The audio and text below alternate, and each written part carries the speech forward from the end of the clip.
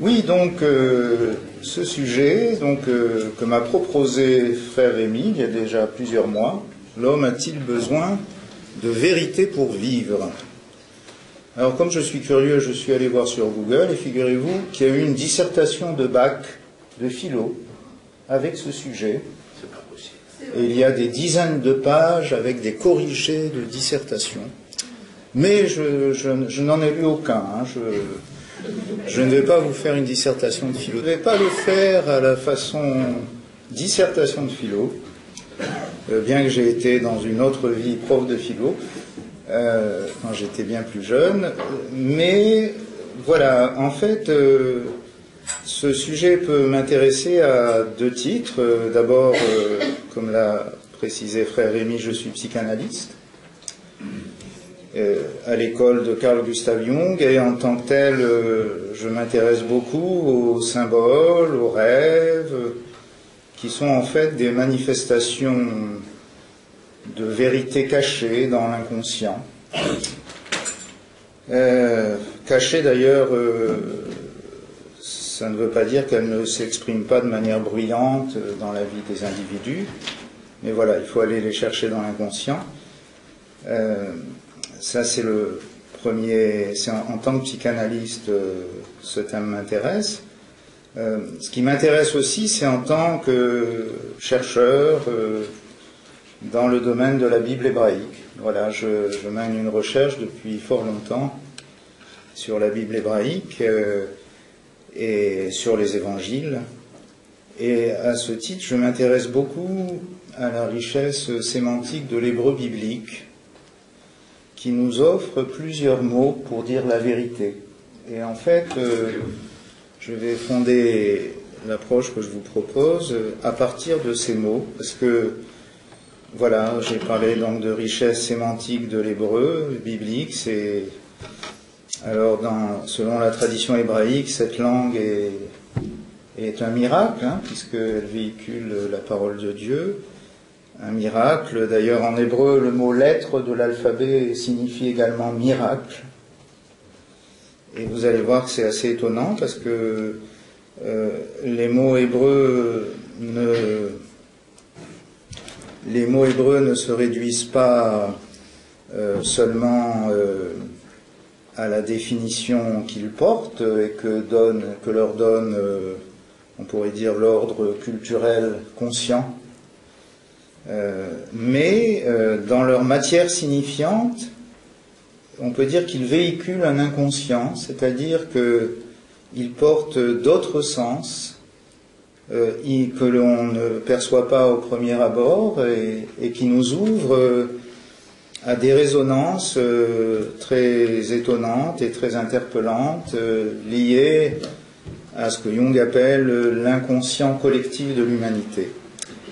Et en fait, voilà, j'aimerais tout simplement vous proposer de répondre à ce sujet, donc, l'homme a-t-il besoin de vérité pour vivre, en partant de ces mots qui disent la vérité que l'on trouve dans la Bible en hébreu, et que même on peut retrouver translittéré en grec ou en français en ce qui concerne les évangiles. Donc ces trois mots, alors j'ai besoin du tableau, je vais vous proposer une contemplation de ces trois mots, et à partir de là, donc je vais fuir la caméra un peu, mais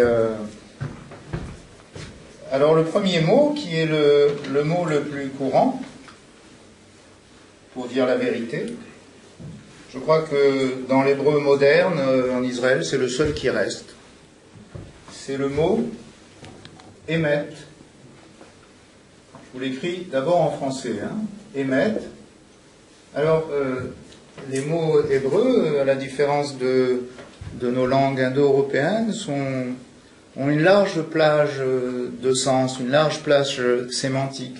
Pour chaque mot, il y a plusieurs sens possibles. Bon, bien sûr, le premier mot, c'est le mot vérité pour émettre, mais aussi c'est le mot fidélité, probité, et, intéressant aussi, sécurité, pour le mot émettre. Voilà, c'est le premier mot qui veut dire vérité. Aujourd'hui, c'est de loin le seul qui est resté utilisé pour désigner la vérité. Et puis vous avez un mot que je pense beaucoup connaissent ici, c'est le mot Amen. Le mot Amen veut dire vérité, c'est très intéressant.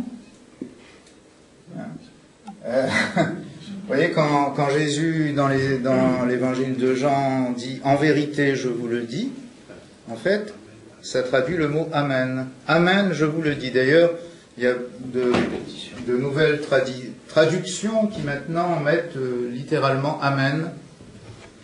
Et en fait, ce mot était très essentiel à Jésus.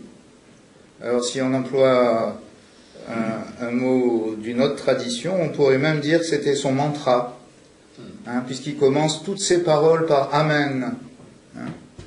C'est un mot très important. Même il le répète 2 fois, Amen, Amen. Voilà, donc vérité, mais pas seulement vérité, c'est aussi la foi, c'est aussi la certitude.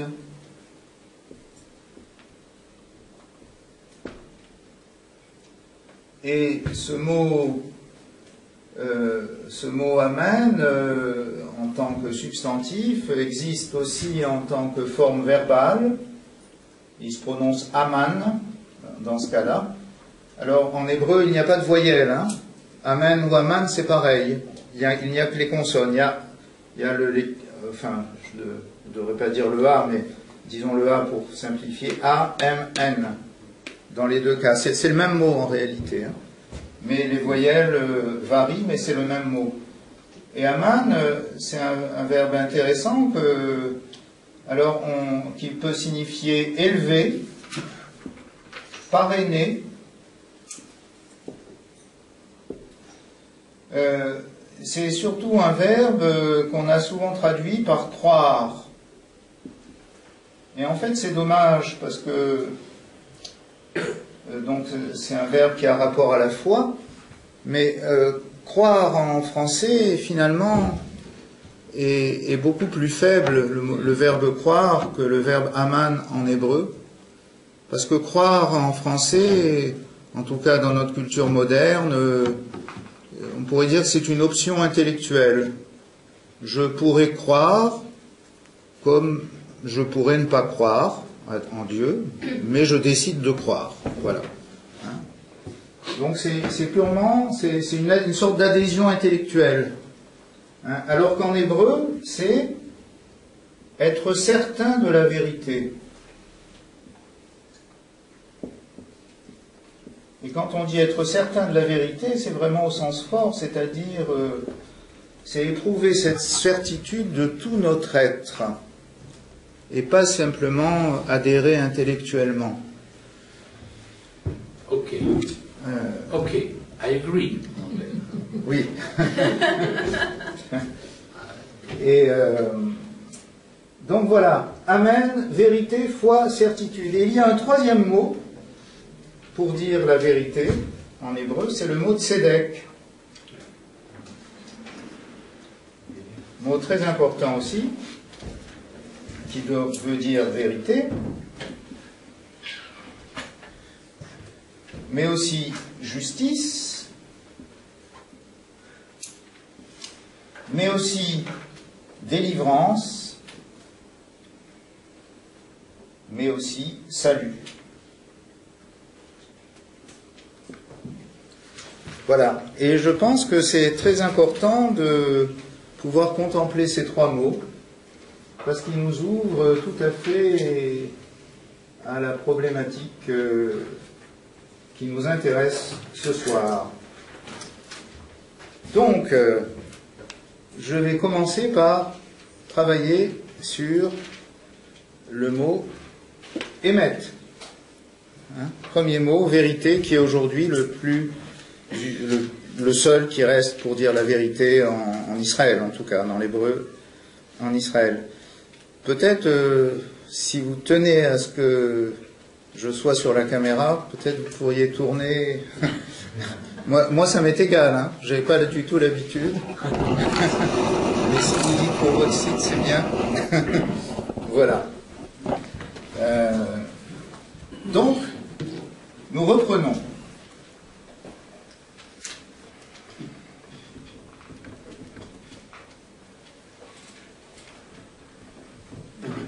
Le mot émettre.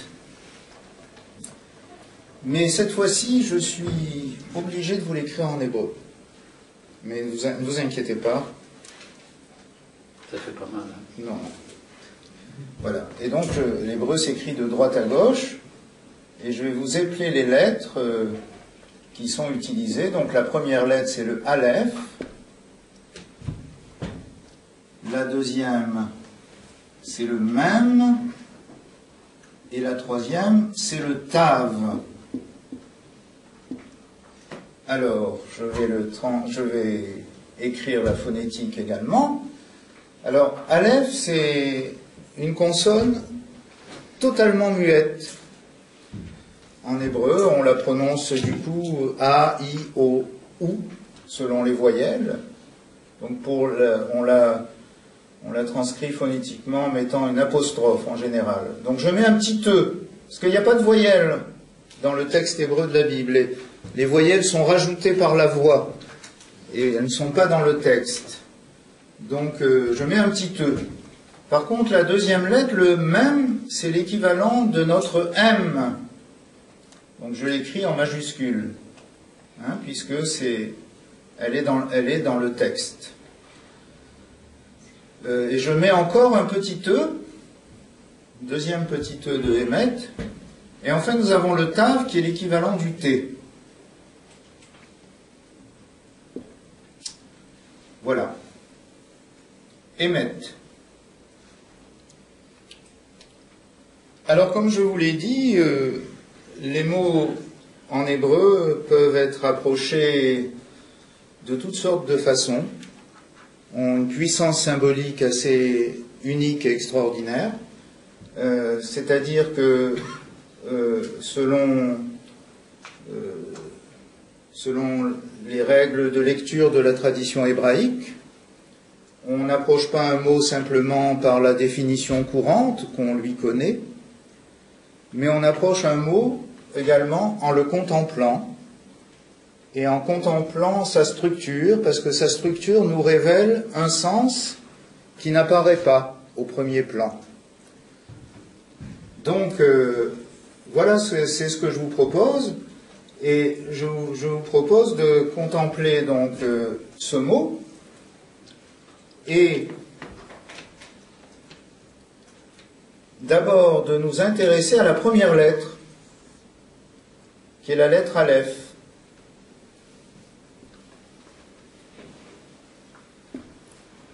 Parce qu'en hébreu, en tout cas en hébreu biblique, les lettres sont aussi considérées comme des mots. Et les lettres ont un sens symbolique qui existe d'ailleurs lui aussi sur plusieurs plans. Et la lettre Aleph est très importante selon la tradition hébraïque. Très importante. Excusez-moi parce que je suis tourné par là, mais... Donc la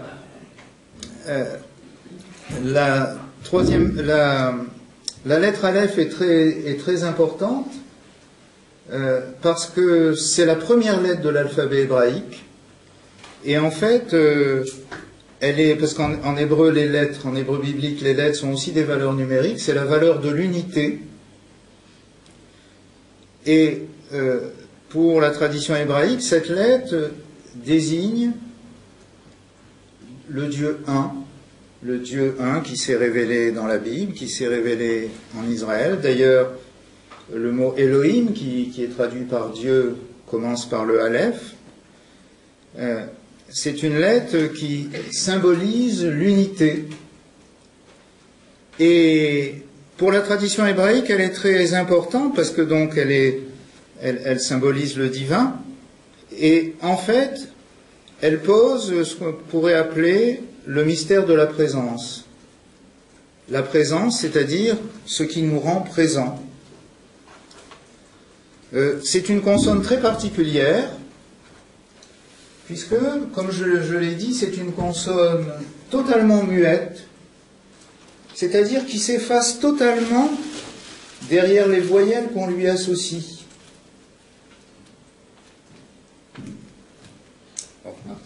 Non, je pars pas. Ah bon, excusez-moi.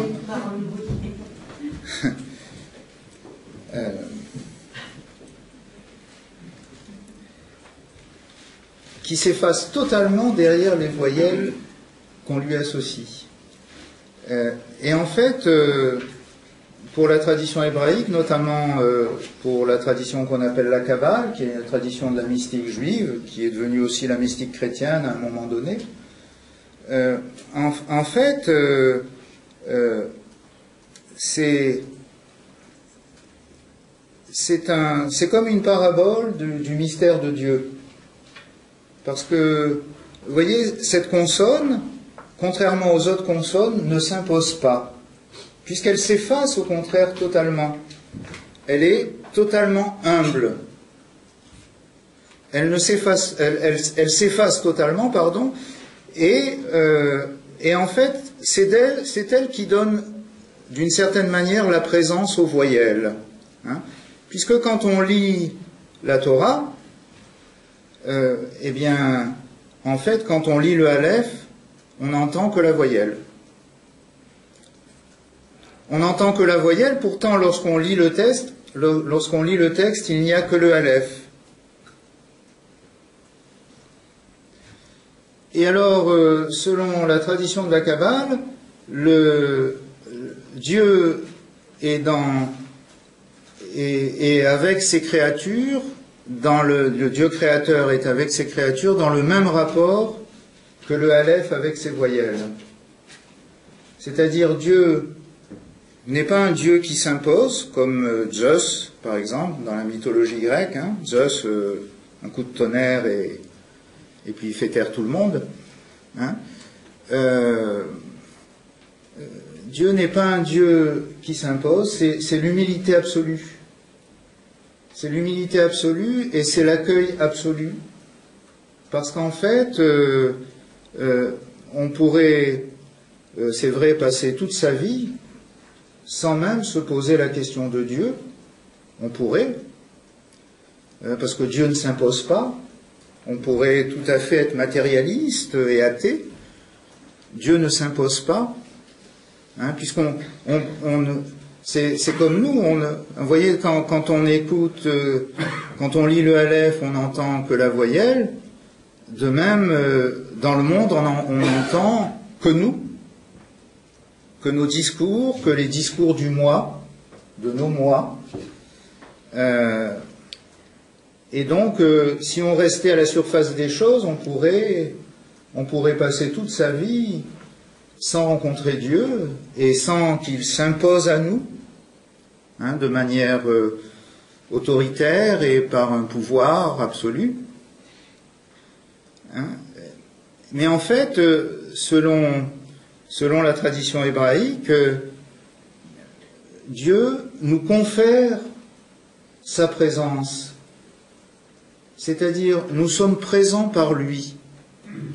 Il y a un beau texte qui dit un texte d'un livre qu'on appelle le Zohar, dans la tradition de la Kabbale, livre de la splendeur, un texte qui dit que si Dieu retirait sa présence, le monde disparaîtrait en moins d'un millième de seconde. Hein. Enfin, je ne sais plus comment c'est dit, mais le monde disparaîtrait immédiatement, il n'y aurait plus rien. Si Dieu retirait sa présence, il n'y aurait rien.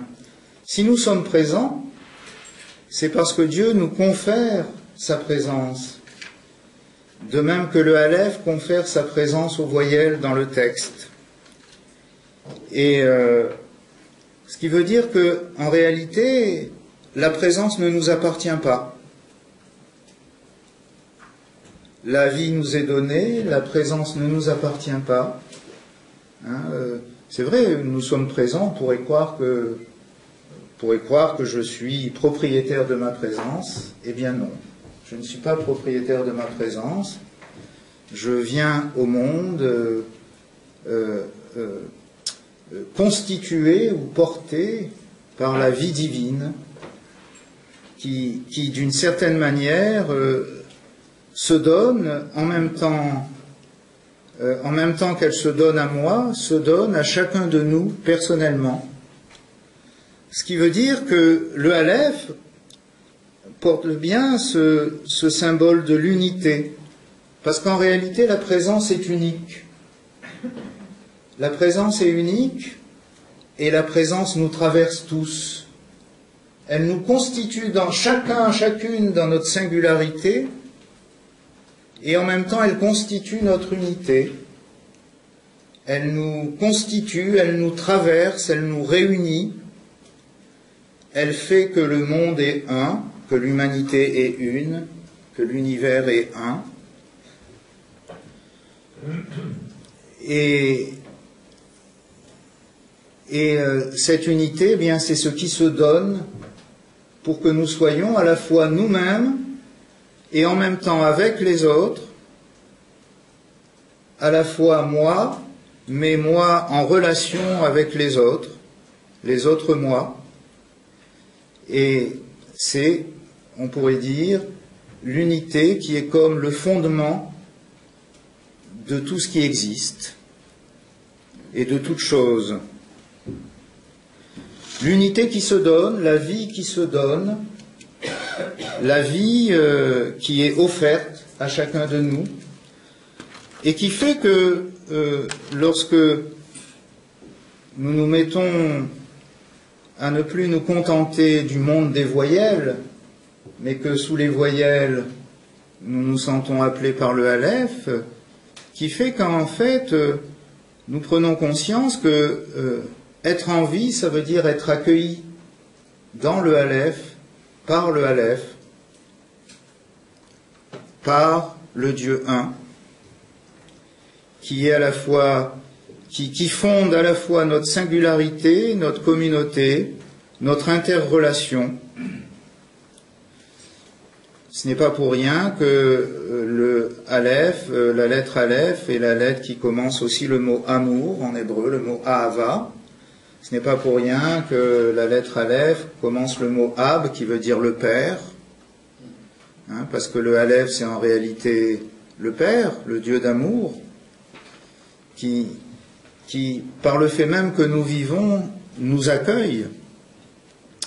Voilà le Aleph. Donc, je pourrais en parler pendant très longtemps, mais je vais me contenir.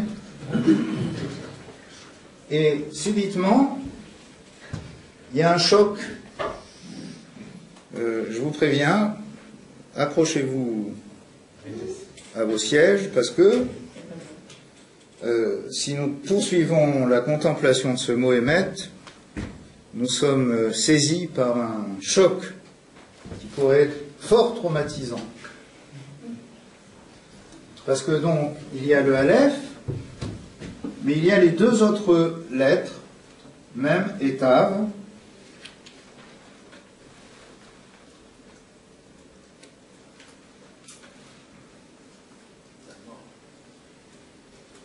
même et Tav, et bien même et Tav, ça ne peut composer qu'un seul mot en hébreu, c'est le mot met, qui est un participe verbal qui veut dire mort. Et alors le choc terrible que nous recevons en contemplant le mot émettre, vérité, c'est que nous comprenons que nous pouvons lire le Aleph mort. Ça fait mal. Le Aleph mort. On va s'en sortir quand même. On va s'en sortir.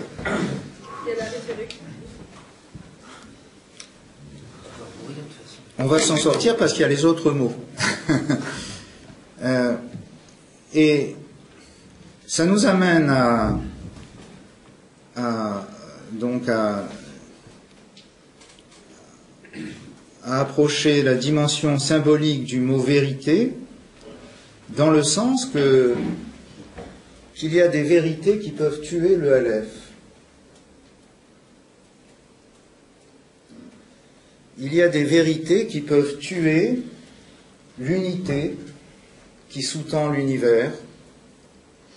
Il y a des vérités qui peuvent tuer la communauté humaine. Il y a des vérités qui peuvent tuer, d'une certaine manière, le divin.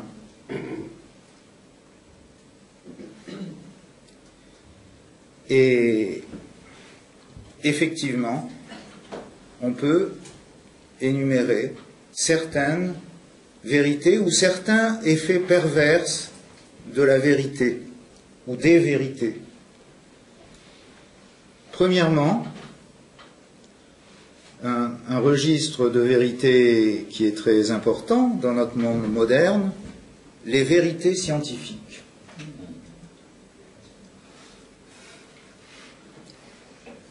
Alors, loin de moi l'idée de vous dire qu'il faut jeter les vérités scientifiques à la poubelle. Nous en avons besoin, par exemple, je ne sais pas, nous avons besoin de la loi des lois de la thermodynamique, et les lois de la gravité pour que les avions volent, ou pour que... Vous voyez, nous avons besoin de toutes les vérités scientifiques.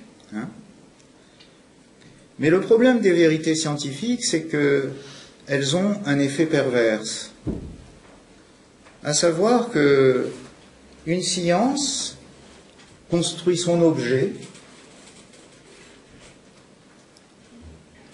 en l'isolant de tout le reste du réel. Une science est focalisée sur son objet. Et cet objet, en fait, c'est comme si on déchirait la chair du monde pour abstraire un objet qui serait l'objet d'une science. Et du coup, on évacuerait complètement l'unité de la vie et l'unité du monde. Je donne plusieurs exemples de ça, qui sont des exemples très simples. Par exemple, la médecine va soigner un ulcère à l'estomac et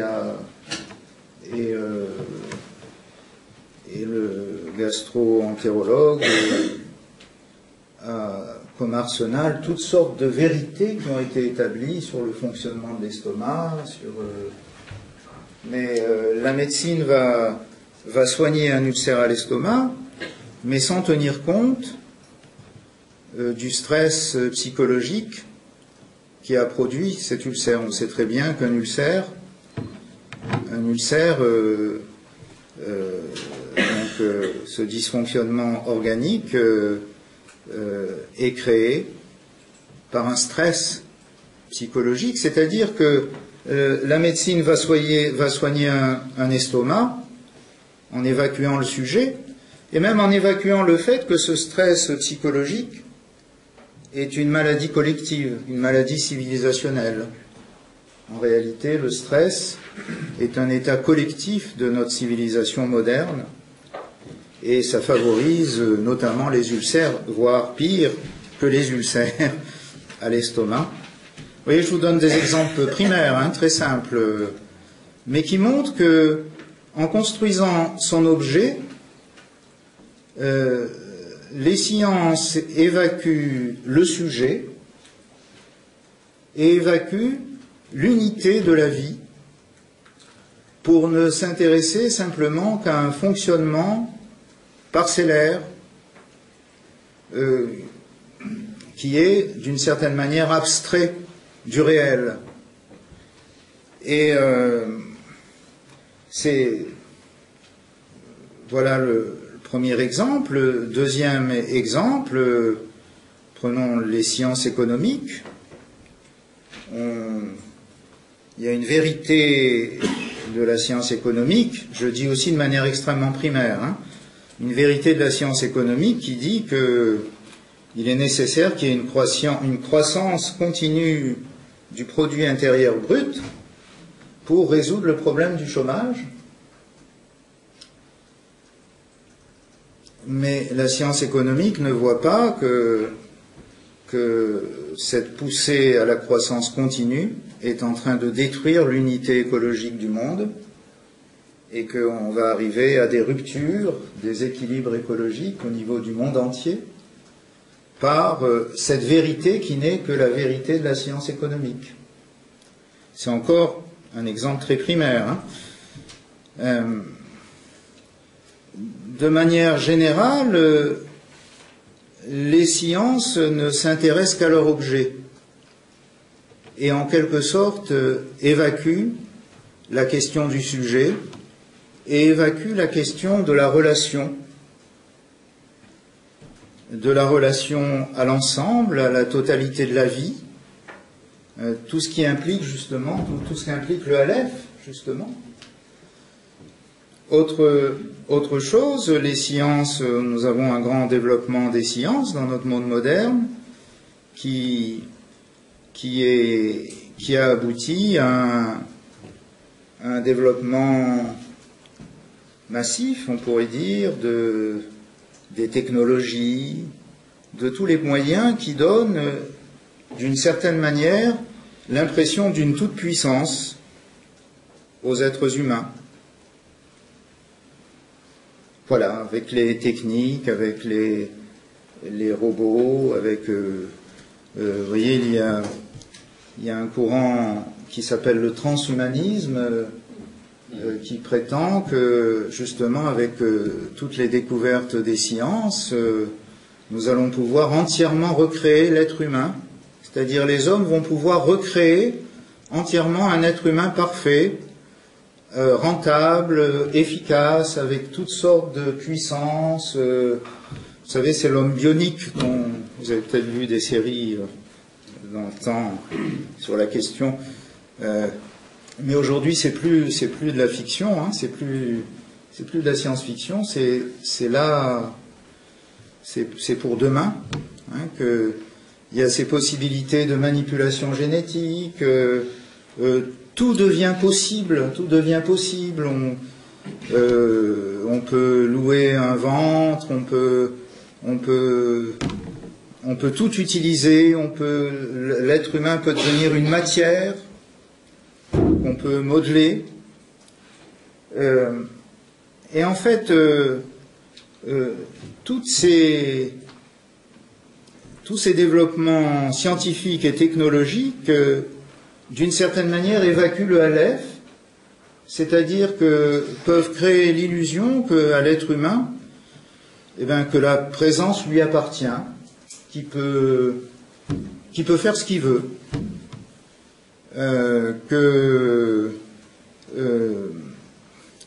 alors nous avons toutes sortes de technologies qui, à la fois, favorisent l'individualisme absolu, c'est-à-dire plus du tout d'expérience qu'il y a une communauté humaine, plus du tout d'expérience qu'il y a une unité de la vie, que tout n'est pas possible, qu'il nous faut respecter une harmonie préétablie de la nature. Voilà. Donc, en fait, donc à la fois, il y a un individualisme absolu, et aussi, et paradoxalement également, une standardisation de l'humanité. Nous avons tous les mêmes modèles, les mêmes fonctionnements.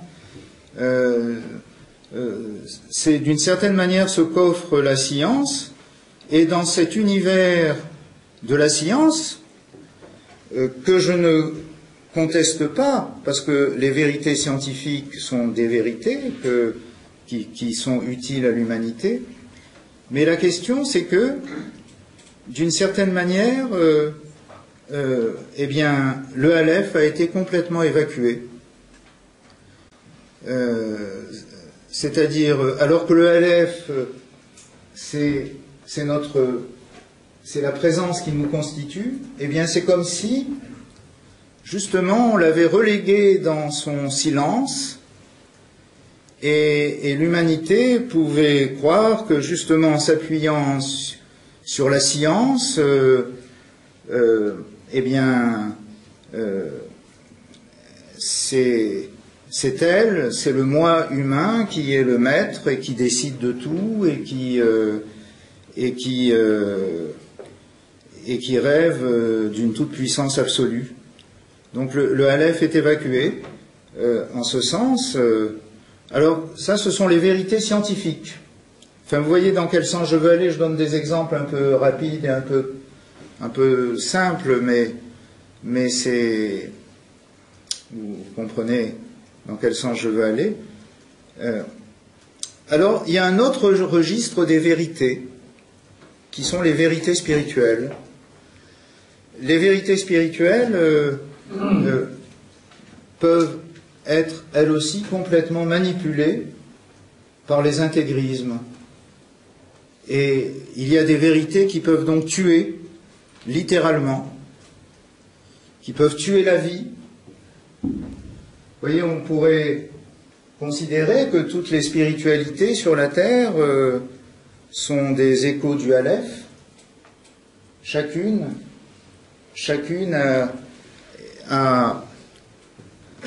est sous-tendue de manière secrète par le Aleph, chacune par un aspect, par une porte.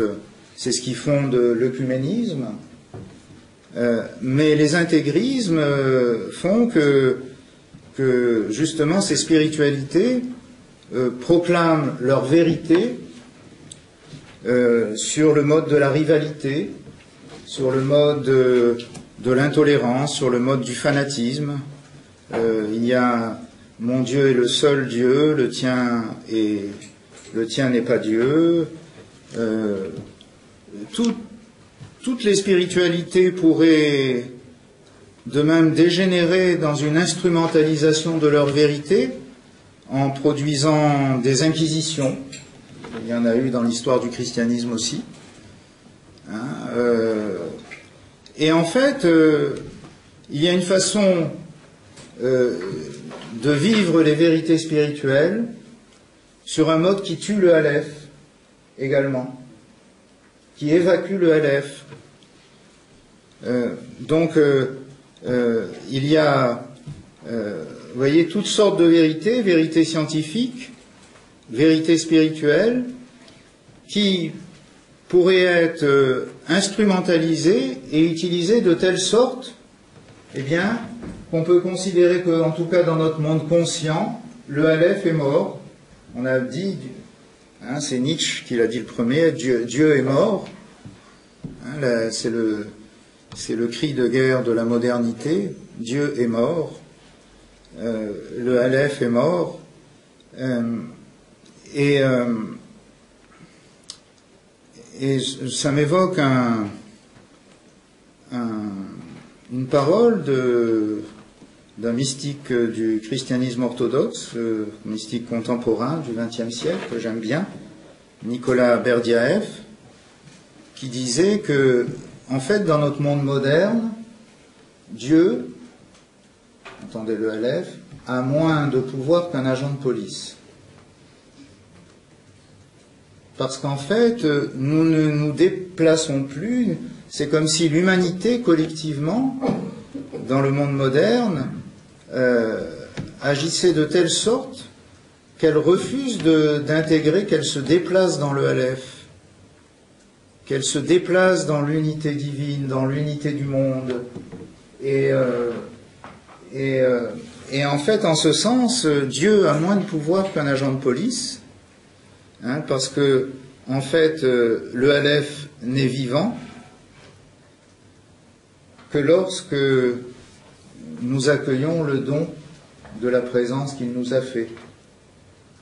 Le Aleph ne peut être opérationnel dans nos vies que si, d'une certaine manière, nous nous intégrons, que nous nous déplaçons dans sa présence, c'est-à-dire que nous nous ouvrons les uns aux autres, puisque cette présence, c'est ce qui nous unit, c'est ce qui nous ouvre les uns aux autres.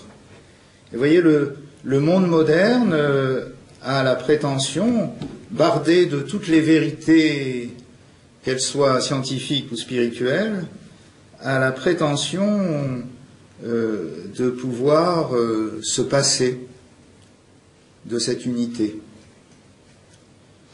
Alors, c'est ce que m'évoque ce mot, ce choc, émettre le Aleph mort. Voilà pour ce qui concerne le premier mot. Et maintenant, j'aimerais vous parler du deuxième mot.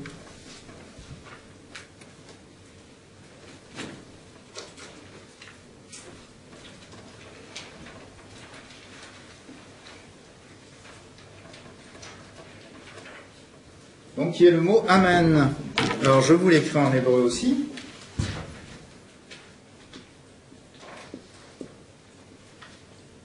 Aleph, Mem, Nun.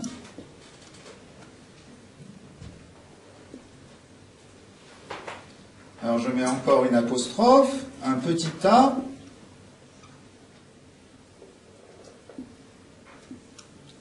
Voilà, le Mem, c'est l'équivalent du M, et le Nun, c'est l'équivalent du N. Amen.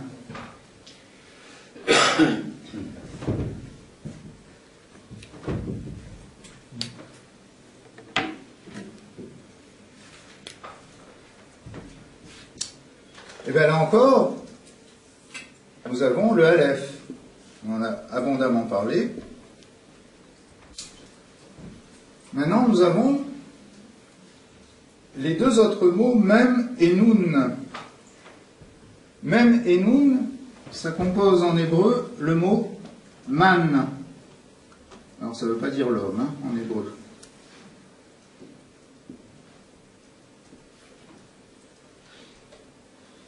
Alors, c'est un mot intéressant parce que, en tant que pronom interrogatif, en tant que pronom interrogatif, il signifie qui,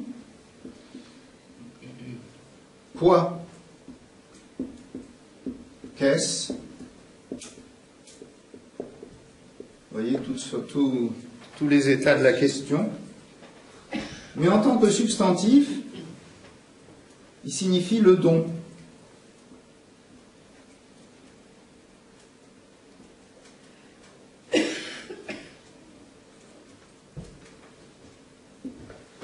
Et en fait, ce mot est important, vous le connaissez si vous lisez la Bible, parce que vous avez entendu parler de la manne, hein, la manne que les Hébreux récoltaient descendant du ciel pendant leur séjour dans le désert du Sinaï.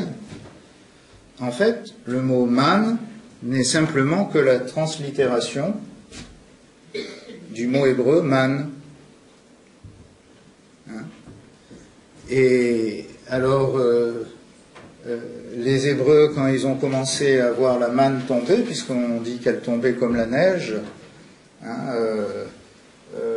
ils se disaient, mais c'est quoi? Qui? Quoi? Qu'est-ce?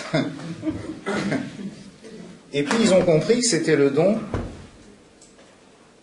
de Dieu, le don du ciel, pour que les Hébreux puissent vivre justement dans le désert du Sinaï. Et donc dans le mot Amen, donc s'il y a un mot très important pour exprimer la foi, dans ce mot nous avons en fait cette affirmation que le Aleph est don. Le Aleph se donne.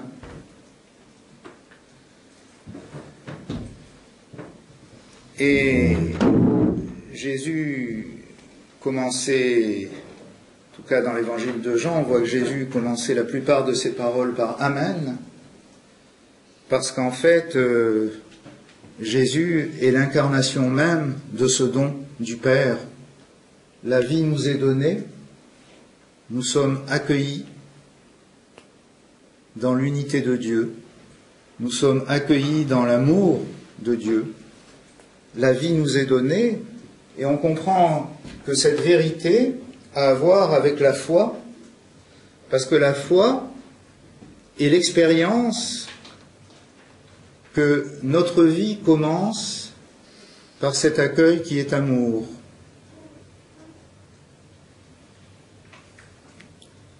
C'est dans le premier épître de Jean où il est écrit Dieu, Elohim, Dieu nous a aimés le premier. Vous voyez, c'est très important. Finalement, on peut comprendre pourquoi Jésus commence toujours ses paroles par Amen, parce que le commencement, c'est ça. Le commencement, c'est le Aleph qui se donne. C'est-à-dire l'amour est premier. Vous voyez,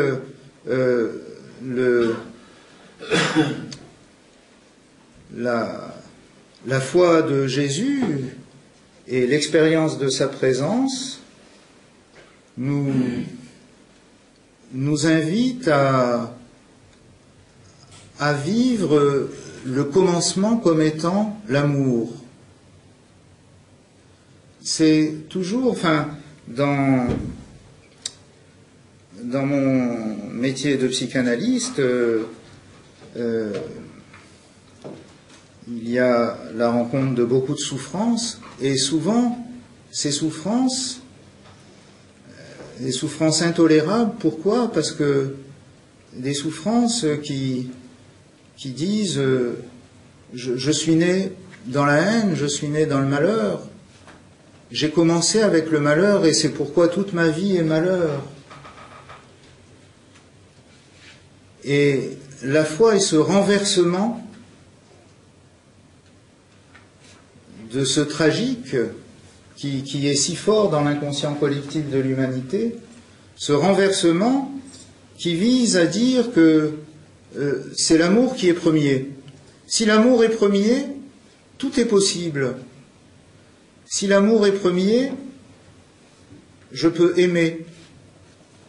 Si l'amour est la source, je peux venir me ressourcer dans cette source. C'est-à-dire que je peux revenir à ce commencement. J'ai vu beaucoup de libération chez des personnes qui ont entendu au sens fort « Dieu nous a aimés le premier ». Si Dieu nous a aimés le premier, tout est possible. L'amour est possible. Si l'amour est l'origine, si l'origine du monde est l'amour,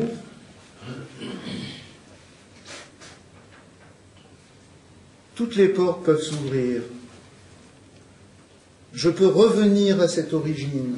Je peux venir me ressourcer, je peux venir me renouveler dans l'origine du monde qui est amour, dans ce Aleph don.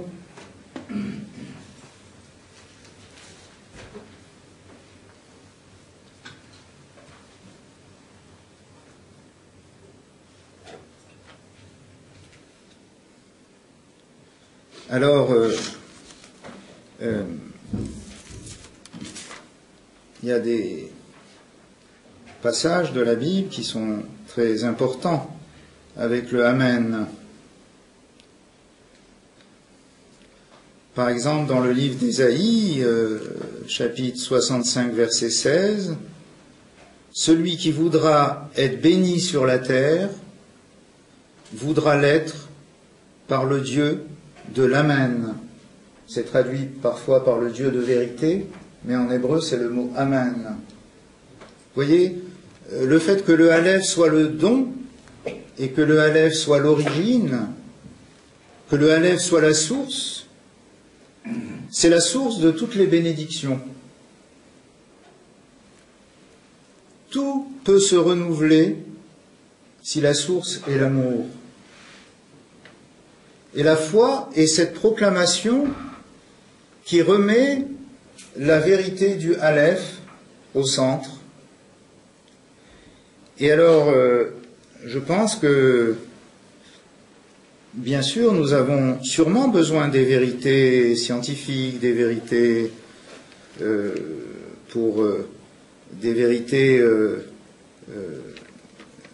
parcellaires qui, pour pouvoir fonctionner, pour pouvoir vivre.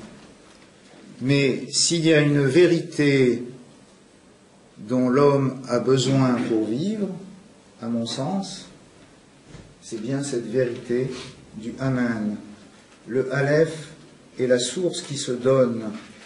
C'est-à-dire, alors en hébreu, la source, c'est quelque chose qui est de manière, il faut entendre cette source comme continuellement présente.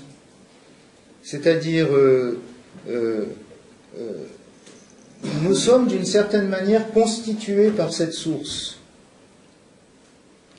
Alors, c'est sûr que si on suit les 3 premiers chapitres de la Genèse et si on voit l'état du monde, c'est vrai que l'humanité a déraillé de cette source et que le malheur s'est accumulé dans l'histoire et que dans l'inconscient collectif, d'une certaine manière, on ne pourrait croire qu'au malheur.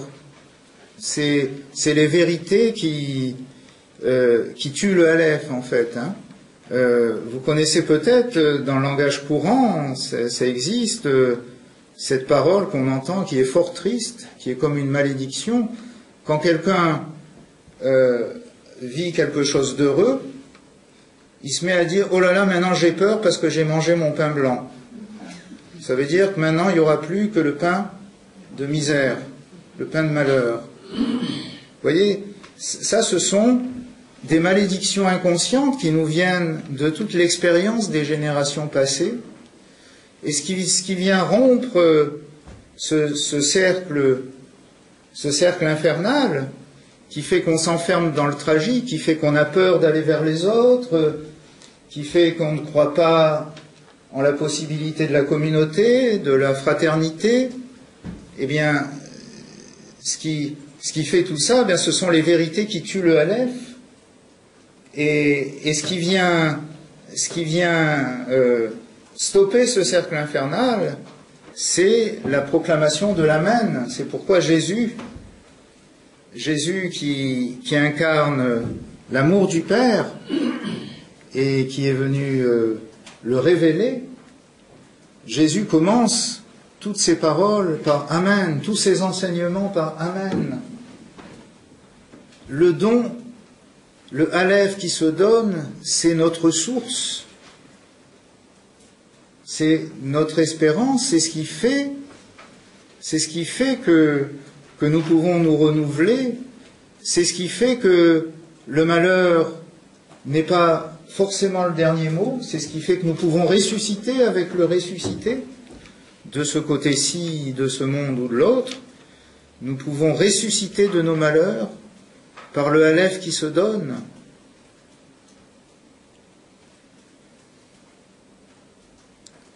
Source de toutes les bénédictions.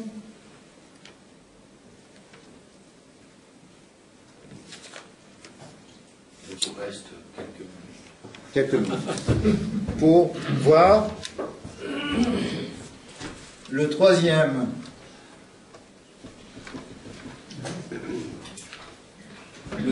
mot.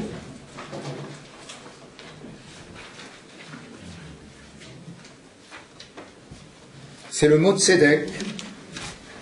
Je vous l'écris en hébreu.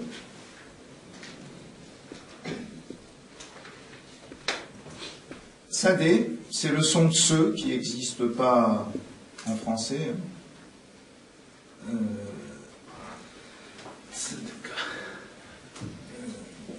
Dalet, c'est l'équivalent du D, petit E entre les deux, et en fait, Kof.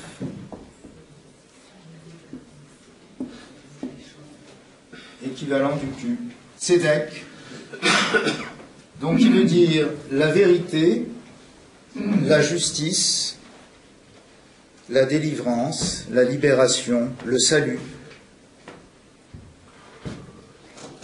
Là encore, on peut contempler ce mot, l'hébreu est une langue merveilleuse pour ça. Vous voyez, vous avez la lettre tsadé, en hébreu les lettres sont comme des mots, et le mot tsadé signifie le piège. Vous savez, c'est le piège que mettent les chasseurs pour attraper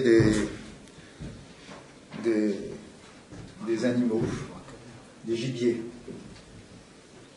Le piège, mais c'est aussi le piège que tendent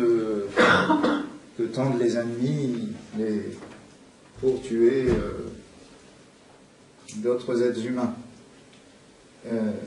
Et puis vous avez ces deux mots qui composent le mot dak en hébreu. Et le mot dak est un participe verbal qui veut dire briser. Vous voyez, ça rend bien l'idée de délivrance et de libération, le piège brisé. Et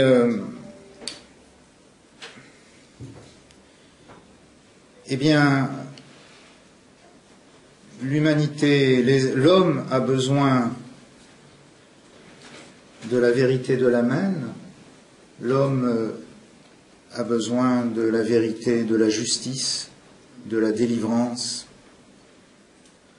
Sans justice, sans liberté, il n'y a pas d'être humain et il n'y a pas d'épanouissement dans le Aleph. Je crois que dans ce mot, on peut retrouver les valeurs de la République, liberté, égalité, fraternité, qui sont des valeurs de l'Évangile, en fait. Et Jésus a pu écrire « La vérité vous rendra libre ». Cette vérité, c'est la vérité qui libère les êtres humains, qui les libère de l'oppression, qui les libère des inégalités. C'est la vérité de la délivrance. L'humanité a besoin de délivrance pour vivre.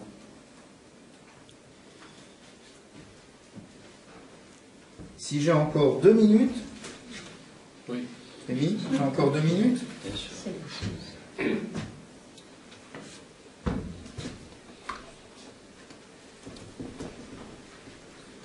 Il y a une autre façon de voir le Amen.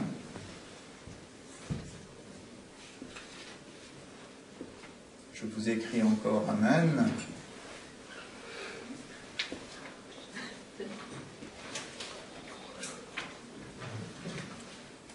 Vous voyez, en fait, on peut voir les 2 premières lettres qui composent le mot. Ça compose le mot M. Et puis nous avons cette lettre qui s'appelle le Nun final, qui est le M. M veut dire la mer. Et le Nun final en hébreu, pour la tradition de la Kabbale. Alors pourquoi Nun final? Parce que le Nun existe de 2 façons. Il y a le Nun normal, en début et en milieu de mot, qui est comme ça, et puis le Nun final qui est comme ça, qui est déplié. Et pour la tradition hébraïque, le Nun symbolise, ce mot veut dire le poisson, symbolise le fœtus. Ce sont 2 états du fœtus, l'un dans son repli fœtal, dans la matrice, et l'autre, le fœtus qui se déplie et qui devient en fait le nouveau-né. C'est l'être né, c'est le Nun final et le symbole de la naissance qui se réalise. Vous voyez, nous passons de la mère à l'être nouveau-né. On arrive à Noël. Voilà. C'est merveilleux. Et c'est-à-dire que la vérité qui libère, c'est aussi la vérité qui fait naître les êtres humains, qui les fait sortir des identités fermées, des identités du passé, pour naître, pour se renouveler à une vie nouvelle, un renouvellement de la vie qu'incarne bien Jésus, le renouvellement radical de la vie, alors que le mot émet, je reviens sur le mot émet, là encore, vous avez M, la mère, mais vous avez la lettre finale, c'est le tav, et le tav, c'est la dernière lettre de l'alphabet.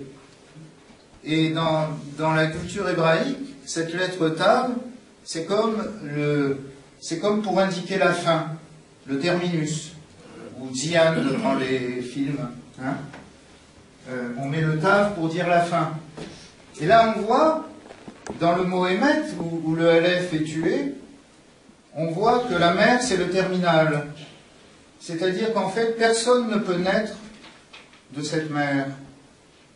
Personne ne peut naître de cette matrice. Vous voyez, le danger, il y a des vérités qui tuent, il y a des vérités qui empêchent de naître à la vie. Il y a des vérités qui, par contre, proposent la révolution de la foi et de l'amour, de l'unité. Il y a des vérités qui aident à naître l'humanité. Voilà.